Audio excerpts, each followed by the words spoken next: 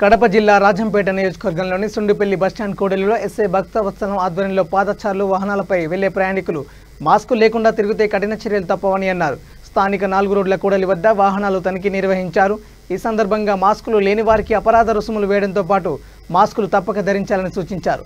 దుకాణదారులకు కూడా మాస్కులు ధరించడంతో పాటు తమ దుకాణాల వద్దకు వచ్చే వారికి మాస్కులు వేసుకునే విధంగా అవగాహన కల్పించాలని అన్నారు. అలాగే ఇసుకను తరలిస్తున్న ట్రాక్టర్లను, రికార్డులను, పర్మిట్లను పరిశీలించారు. వాహన రికార్డులు తప్పనిసరిగా ఉంచుకోవాలని, లేకుంటే జరిమానాలు విధిస్తామని తెలిపారు. ఈ కార్యక్రమంలో పోలీసు సిబ్బంది పాల్గొన్నారు.